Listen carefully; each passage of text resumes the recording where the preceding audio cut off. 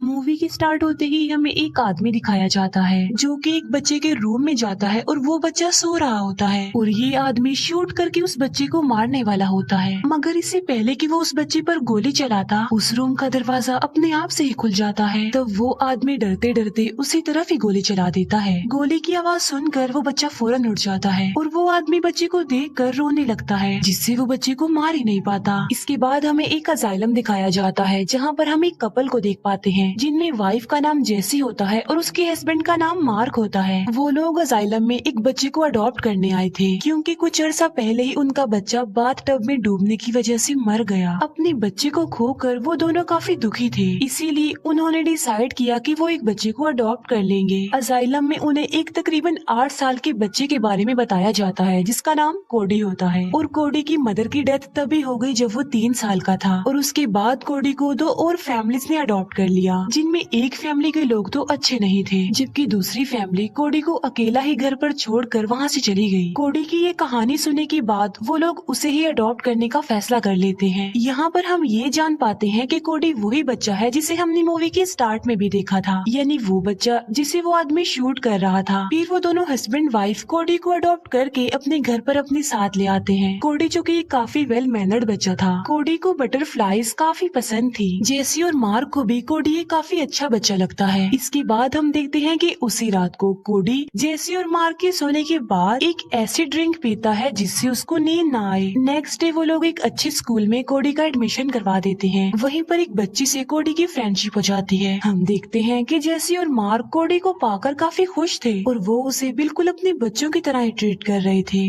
और अपने बच्चे को खोने की जो टेंशन उनको थी वो उससे भी आहिस्ता आहिस्ता निकल रहे थे। लेकिन फिर एक रात वो ड्रिंक ना लेने की वजह से कोडी को नींद आ जाती है और तभी पूरे घर में कहीं से अलग अलग तरह की डिफरेंट कलर्स की बटरफ्लाईज आ जाती हैं। अब जेसी और मार्क को तो ये बात काफी अजीब लगती है मगर वो फिर भी इस बात पर ज्यादा ध्यान नहीं देते। मार्क उनमें से एक ब्लू कलर की बटरफ्लाई पकड़ लेता है ताकि वो उसे कोडी को दे सके क्योंकि कोडी को बटरफ्लाईज बहुत ज्यादा पसंद थी। लेकिन जैसे ही कोडी की अपने रूम में आँख खुलती है वहाँ से सारी की सारी बटरफ्लाईज अपने आप से ही गायब हो जाती है और मार्क ने जो बटरफ्लाई कोडी के लिए पकड़ी होती है वो भी गायब हो जाती है। फिर अगले दिन कोडी जब स्कूल से घर वापस आता है तब उसे घर में उन दोनों हस्बैंड वाइफ के साथ उनके बच्चे की पिक्चर नजर आती है। ये जेसी और मार्क का वो बच्चा था जो मर चुका था। कोडी इस बच्चे के बारे में उन लोगों से पूछता है तब मार्क उसे बताता है कि ये मेरा बेटा है जो कि अब इस दुनिया में नहीं रहा। और उस रात कोडी एक बार फिर से सो जाता है और इस बार उन्हें बटरफ्लाईज के साथ साथ उनका मरा हुआ बेटा भी नजर आ जाता है। तब वो दोनों हस्बैंड वाइफ अपने बच्चे को देखकर काफी हैरान रह जाते हैं। जेसी अपने बच्चे को हक करती है जबकि दूसरी तरफ कोडी की आंख खुल जाती है जिससे वो बटरफ्लाईज और उनका बच्चा दोनों ही गायब हो जाते हैं। इसके बाद कोडी उन दोनों हस्बैंड वाइफ से सॉरी बोलता है कि रात को मैंने ड्रीम देखे थे जो मुझे नहीं देखने चाहिए थे। कोडी की ये बात सुनकर वो दोनों हस्बैंड वाइफ फौरन समझ जाते हैं कि कोडी जब भी सोता है उसके ड्रीम्स रियलिटी में चेंज हो जाते हैं। कोडी ने सोने से पहले बटरफ्लाईज और उनके मरे हुए बेटे को देखा था, इसीलिए वो कोडी के ड्रीम में आए और सब कुछ रियल में हो गया। जेसी को जब इस बात का रियलाइज होता है तो वो अपने बच्चे को देखने के लिए कोडी का इस्तेमाल करती है। वो कोडी को अपने बच्चे की बातें बताने लगती है और उसकी वीडियोस और पिक्चर्स दिखाती है जिससे रात को सोते ही कोडी को फिर से उनके मरे हुए बच्चे का ड्रीम आ जाता है।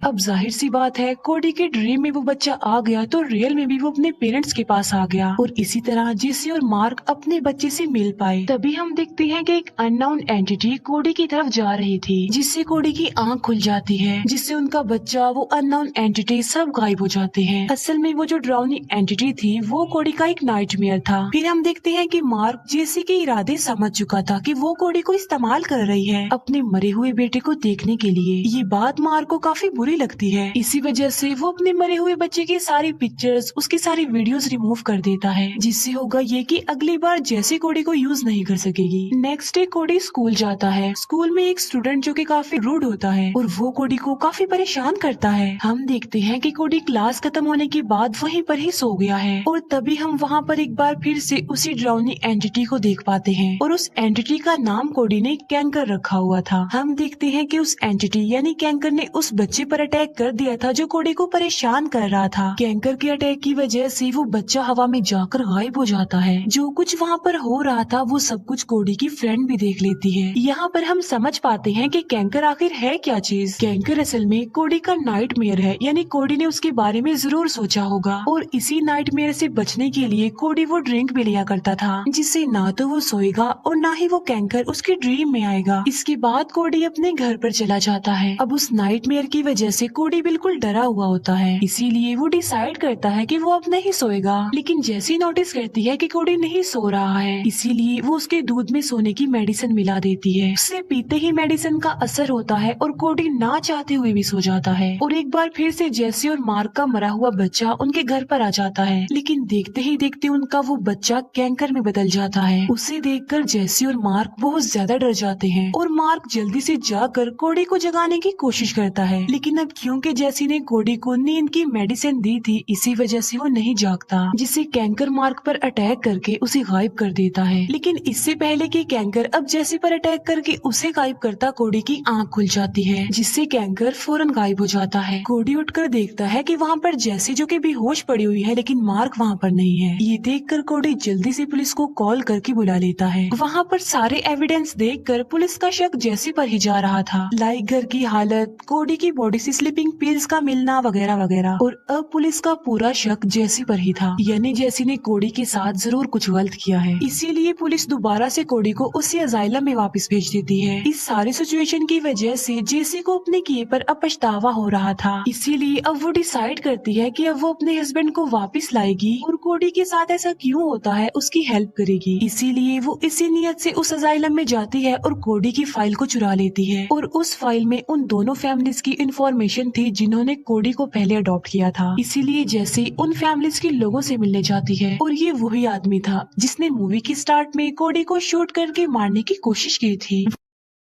वो आदमी जेसी को बताता है कि कोडी के नाइटमेयर्स की वजह से मेरी वाइफ भी गायब हो गई है। मैंने अपनी वाइफ को ढूंढने की बहुत कोशिश की, लेकिन वो वापस नहीं आई। वो कहता है कि मैंने कोडी को मारने की कोशिश भी की थी, लेकिन कोडी जो कि एक बच्चा है, मासूम है, बेकसूर है, इसीलिए मैंने कोडी को नहीं मारा। इसके बाद जेसी एक हॉस्पिटल जाती है जहाँ पर कोडी की मदर की डेथ हुई थी। वहाँ पर जेसी के जाने का मकसद ये था ताकि वो कोडी के बारे में और ज्यादा इन्फॉर्मेशन ले सके। फिर हम देखते हैं कि कोडी काफी डरा हुआ था और वो बिल्कुल भी नहीं सो रहा था, इसीलिए कोडी को जबरदस्ती इंजेक्शन देकर सुला दिया जाता है। उसी रात को जेसी कोडी से मिलने के लिए उस अजाइलम में आती है। वहाँ जाकर जेसी देखती है कि अजाइलम में हर तरफ अंधेरा छाया हुआ है और वहाँ के सारे वर्कर्स बटरफ्लाई हैच में कैद हो गए थे। वहीं पर जेसी को कोडी के और भी ज्यादा नाइटमेयर्स देखने को मिलते हैं, जिसमें जेसी का बेटा और उसका हस्बैंड भी शामिल था और वो लोग अब भूत बन गए थे। और वहीं पर जेसी को कैंकर भी दिखाई देता है, लेकिन जेसी कैंकर से बिल्कुल भी नहीं डरती, बल्कि वो उस कैंकर के पास जाती है और उसे एक बटरफ्लाई शेप पिलो दिखाती है, जिससे वो कैंकर बिल्कुल रिलैक्स हो जाता है और बड़े गौर से उस पिलो को देखने लगता है। तब जैसे उस कैंकर को हग कर लेती है और वो कैंकर आहिस्ता आहिस्ता कोडी के रूप में आने लगता है और फिर देखते ही देखते गायब भी हो जाता है। फिर जैसे सोते हुए कोडी को ही अपने साथ ले जाने लगती है और अब कोडी के नाइटमेयर्स अच्छे ड्रीम्स में बदल जाते हैं। नेक्स्ट डे जेसी कोडी को उसकी मदर की एक डायरी देती है और उस डायरी में कोडी की मदर ने कोडी के बारे में बहुत सारी बातें लिखी हुई थी। कोडी की मदर कोडी से बेहद प्यार करती थी और वो उसे जान से भी प्यारा था और कोडी के पैदा होने से पहले ही उसकी मदर को कोडी की इस एबिलिटी के बारे में पता था कि कोडी के ड्रीम्स और नाइटमेयर रियलिटी में बदल जाते हैं। कोडी की मदर को ये बात काफी अच्छी भी लगती थी। कोडी की मदर को कैंसर था और इसी वजह से कोडी की मदर की डेथ हुई थी और तब कोडी बहुत छोटा था,